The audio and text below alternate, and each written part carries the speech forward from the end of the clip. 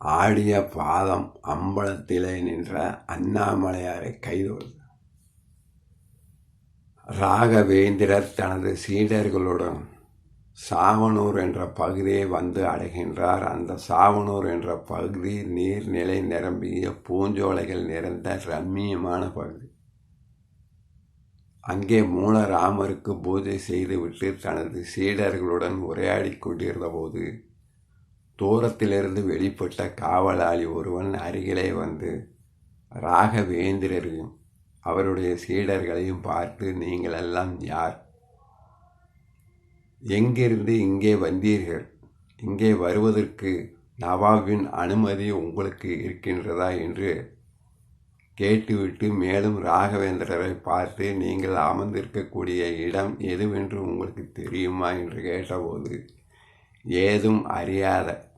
ஏதும் தெரியாதவராக ராகவேந்திரரும் தெரியாது என்று பதில் உரைக்க, சில தினங்களுக்கு முன்பு பாம்பு தீண்டி இறந்த நவாபின் மகனை புதைத்த சவக்குழியின் மேல் நீங்கள் அமர்ந்து இருக்கின்றீர்கள், இது தவறு என்று அவன் உரைத்து கொண்டிருக்கும் போதே நவாபும் அவருடைய மனைவியாகிய இளவரசியாரும் அங்கே வந்து சேர்கின்றார்கள். பிறகு ராகவேந்திரர் அவர்களை பார்த்து, இந்த சமாதி குழியிலிருந்து உயிரற்ற நவாபின் மகனை வெளியே எடுங்கள், நான் அவனுக்கு உயிர் பிச்சை அளிக்கின்றேன் என்று கூறியபோது அவர்கள் அதனை நம்ப மறுத்து வேண்டா வெறுப்பாக சமாதி குழியிலிருந்து ராகவேந்திரரின் சீடர்கள் முன்னிலையிலே உயிரற்ற இளவரசனின் உடலை வெளியே எடுத்து மண்ணிலே கிடத்துகின்றார்கள். ராகவேந்திரர் மூலராமரை பிரார்த்தித்து அமிர்த மந்திரத்தை ஓதி தனது கமண்டலத்திலிருந்து ஜலத்தை எடுத்து உயிரற்ற பிணமாகிய அந்த இளவரசனின் உடலின் மீது தெளிக்க அவனுக்கு உயிர் வந்து எழுந்து ராகவேந்திரரின் தாள்களிலே விழுந்து அடிபணிகின்றான். இந்த சம்பவத்திற்கு காரணமான ராகவேந்திரரை வணங்கிய நவாபும் அவருடைய மனைவியாகிய இளவரசியாரும் அகமகிழ்ந்து கிருஷ்ணா என்ற கிராமத்தை ராகவேந்திரருக்கு காணிக்கையாக அளிக்கின்றார்கள்.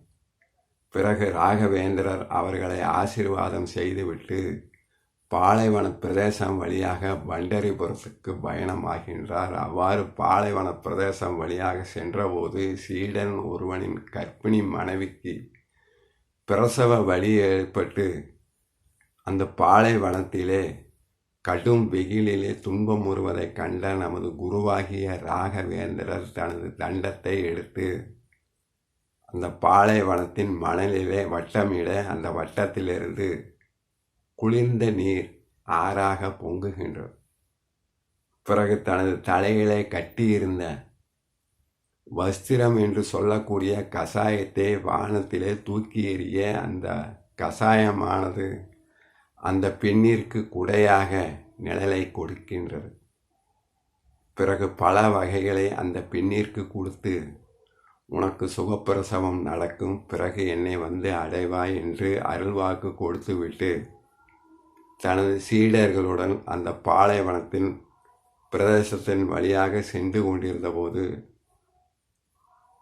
ஒரு குறிப்பிட்ட இடத்திலிருந்து என்னை காப்பாற்றுங்கள் என்று மரண ஓலம் கேட்கின்றது. அந்த மரண ஓலம் வந்த திசையை நோக்கி நமது குருவாகிய ராகவேந்திரர் தனது கமண்டலத்திலிருந்து ஜலத்தை எடுத்து தெளிக்க அந்த பகுதி முழுவதும் மலை மேகங்கள் சூழ்ந்து குளிர்ச்சி அடைய அந்த புதைகுழியிலிருந்து வெளிப்பட்ட அந்த அன்பன் தனது உயிருக்கு, உடலுக்கு, ஆன்மாவிற்கு விடுதலை கொடுத்த ராகவேந்திரரின் கால்களிலே விழுந்து, நீங்கள் அவசியம் பிஜப்பூருக்கு வர வேண்டும் என்று கூற அவனுக்கும் அருள்வாக்கு கொடுத்த நமது மகான், நான் அவசியம் பிஜப்பூர் வருகின்றேன் என்று தெரிந்தவர் தெரியாதவர், அறிந்தவர் அறியாதவர் அனைவருக்கும் அருளை செய்யக்கூடிய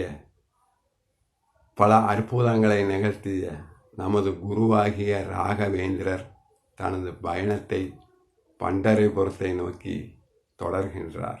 இவ்வாறு ராகவேந்திரர் செய்த அற்புதங்கள், அதிசயங்கள் எண்ணற்றவை. ஓம் நமச்சிவாய. ஆடிய